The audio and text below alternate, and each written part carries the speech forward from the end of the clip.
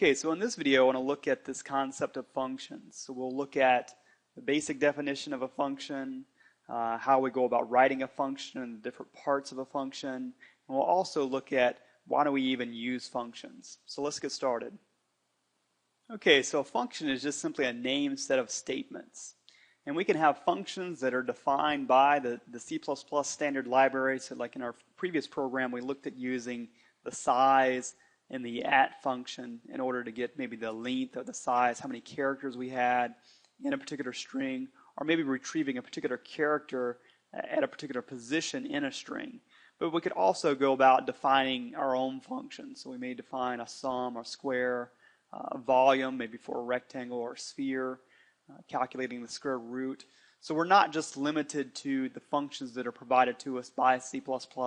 We can go out and define our own functions.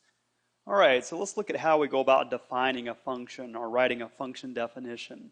So we have a function definition here for volume of a rectangular prism, and we just simply have named it here vol of rect prism.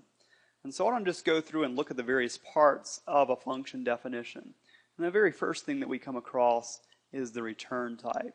So we'll just label this return type. And the return type is just specifying once we've evaluated or run this particular function, then it has to return a particular value. In this case, it has to return a value of type int. And the next thing we see is the actual name or the identifier of the function. So this should be meaningful in terms of what this function is going to do. So from this, we get a sense of this is going to calculate the volume of a rectangular prism, even though we've abbreviated it. Also notice the naming convention that I've used. This is fairly typical for function names in C++.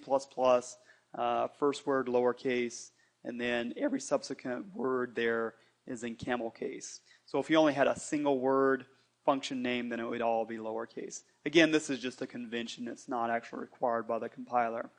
And then we have what's called the formal parameter list. So all this stuff here inside the parentheses is part of the formal parameter list.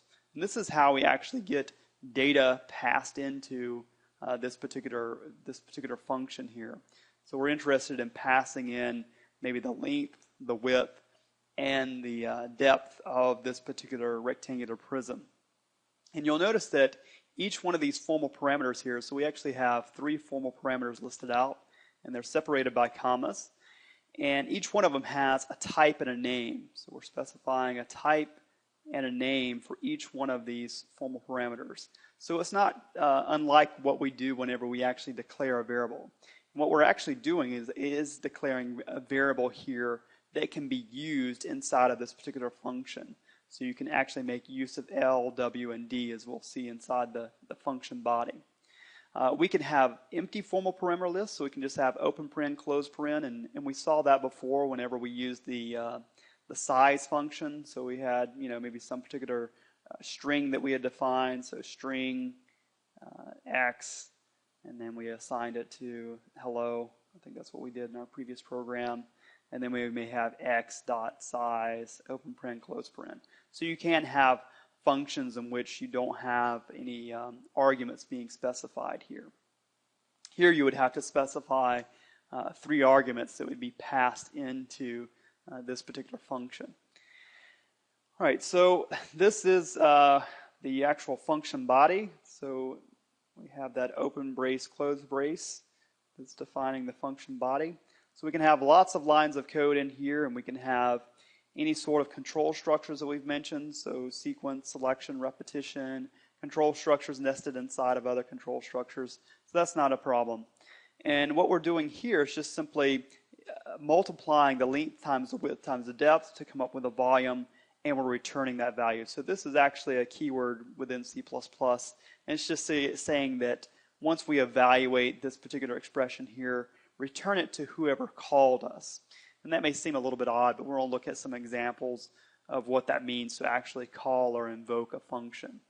Okay, so once we've created a function definition, then we can go and use that function in our program or in other programs.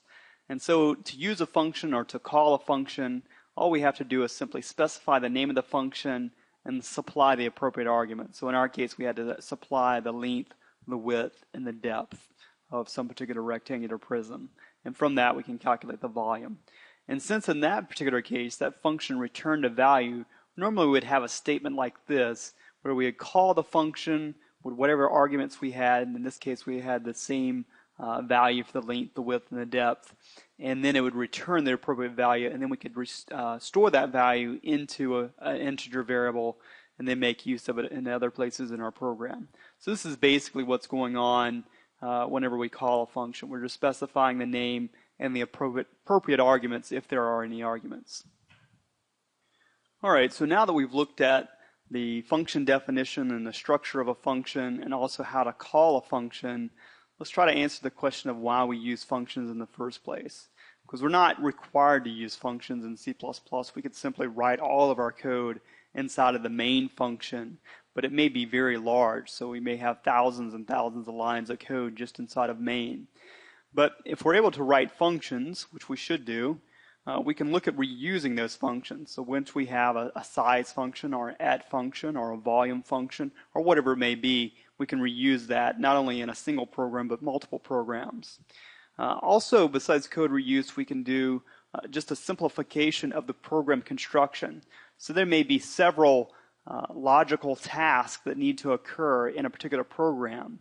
And if we're able to decompose that program down into those logical tasks, then we can probably translate each one of those logical tasks into a particular function. Also simplifying testing. So once we have our program constructed, we can go about debugging or testing our program and maybe isolating the problems down to a specific set of functions or maybe just a single function. So there's no reason to go in there and continue examining code once you've verified that a particular function works. And the last thing I have listed here is parameterization.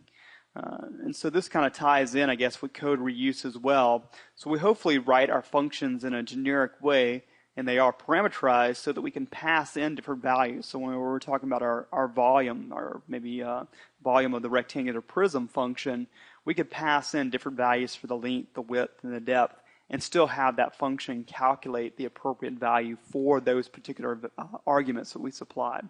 So these are some of the main reasons why we use functions.